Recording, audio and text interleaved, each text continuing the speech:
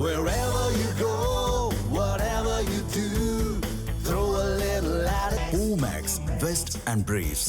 1993 கரக்பூர் இந்திய தொழில்நுட்ப பல்கலைக்கழகத்தில் உலோகவியல் பொறியியல் பட்டப்படிப்பை முடித்து மேற்படிப்புக்காக ஸ்டான்ஃபோர்ட் பல்கலைக்கழகத்திற்கு சென்ற மாணவர்தான் தற்போது கூகுள் நிறுவனத்தின் தலைமை நிர்வாக அதிகாரியாக இருக்கும் சுந்தர் பிச்சை.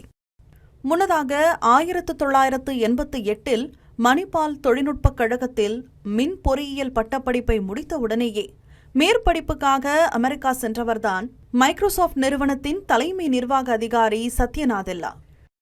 பொதுவாக இந்தியாவில் பட்டப்படிப்பை முடித்த கையோடு உதவித்தொகையுடன் கூடிய மேற்படிப்புக்காக வெளிநாட்டுக்கு செல்லும் இந்திய மாணவர்களில் பெரும்பாலானோர் மீண்டும் இந்தியாவுக்கு திரும்புவதே இல்லை. நீண்ட காலமாகவே இதுதான் நிலை. இந்தியாவில் உயர்கல்வியின் சர்வதேசமயமாக்கல் குறித்த நிதி ஆயோக் அறிக்கையில் வெளிநாடுகளுக்கு செல்லும் மாணவர்களின் எண்ணிக்கை இந்தியாவுக்கு வரும் மாணவர்களின் எண்ணிக்கையை விட 25 மடங்கு அதிகமாக இருப்பதை சுட்டிக்காட்டியது. மேலும் திறமையாளர்களின் தொடர்ச்சியான வெளியேற்றம் அதிக மக்கள் தொகை என்ற சாதகத்தை முழுமையாக பயன்படுத்திக் கொள்ளும் திறனை பாதிக்கும் என்றும் தெரிவித்தது. 2014 முதல் முறையாக பிரதமர் ஆனதிலிருந்தே நாட்டை விட்டு வெளியேறும் அறிவுசார் மனித வளத்தை மீண்டும் இந்தியாவிற்கே கொண்டுவர தீவிர முயற்சிகளை மோடி தலைமையிலான அரசு மேற்கொண்டு வருகிறது.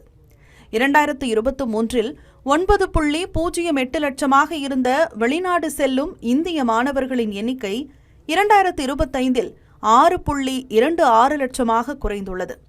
இது 31% சரிவாகும். இதன் ஒரு சிறப்பு பகுதியாக நாட்டின் அறிவியல் மற்றும் கண்டுபிடிப்புகளை மேம்படுத்தும் வகையில் இந்த ஆண்டுக்கான பிரதமரின் ஆராய்ச்சி இருக்கை திட்டம் அறிமுகப்படுத்தப்பட்டுள்ளது. உலகின் முன்னணி பல்கலைக்கழகங்கள், ஆய்வகங்கள் மற்றும் ஆராய்ச்சி நிறுவனங்களில் பணியாற்றும் இந்திய வம்சாவளியை சேர்ந்த திறமையான ஆராய்ச்சியாளர்கள், விஞ்ஞானிகள், தொழில்நுட்ப வல்லுநர்கள் மற்றும் தொழில்முறை நிபுணர்களை மீண்டும் இந்தியாவிற்கு மத்திய அரசு அழைத்துள்ளது. இந்தியாவில் உள்ள முக்கிய உயர்கல்வி நிறுவனங்கள், தேசிய ஆய்வகங்கள் மற்றும் ஆராய்ச்சி மையங்களுடன் இணைந்து பணியாற்றவும் ஆராய்ச்சிகளை மேற்கொள்ளவும் இந்த அழைப்பு விடுக்கப்பட்டுள்ளது. இத்திட்டத்தின் கீழ் செயற்கை நுண்ணறிவு, குவாண்டம் கம்ப்யூட்டிங், செமிகண்டக்டர், ஆற்றல் மற்றும் காலநிலை மாற்றம், சைபர் பாதுகாப்பு, விண்வெளி மற்றும் பாதுகாப்புத்துறை, அணுசக்தி, biotechnology, health care, blue economy, விவசாயம் மற்றும் உணவு தொழில்நுட்பங்கள் என இந்தியா தன்னிறைவு பெற வேண்டிய 13 முன்னுரிமை துறைகள் மத்திய அரசால் தேர்ந்தெடுக்கப்பட்டுள்ளன. முதன்மை அறிவியல் ஆலோசகரின் கீழ் 7 வலுவான நிறுவனங்கள் மற்றும் 3 நிலைகளை கொண்ட ஆய்வு உதவித்தொகை முறையுடன் இந்த திட்டம் அமைக்கப்பட்டுள்ளது.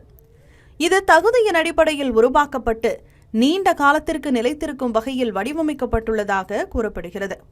அடுத்த 5 ஆண்டுகளுக்கான இந்த திட்டத்துக்காக மொத்தம் 200 கோடி ரூபாய் ஒதுக்கீடு செய்யப்பட்டுள்ளது. நல்ல திட்டம் என்று கூறப்பட்டாலும் தாயகம் திரும்பும் ஆராய்ச்சியாளருக்கு ஊதியம், ஆய்வக வசதிகள் மற்றும் பணி சுதந்திரம் ஆகியவற்றில் என்ன கிடைக்கிறது என்பதே முக்கியமானது என்று கூறப்படுகிறது.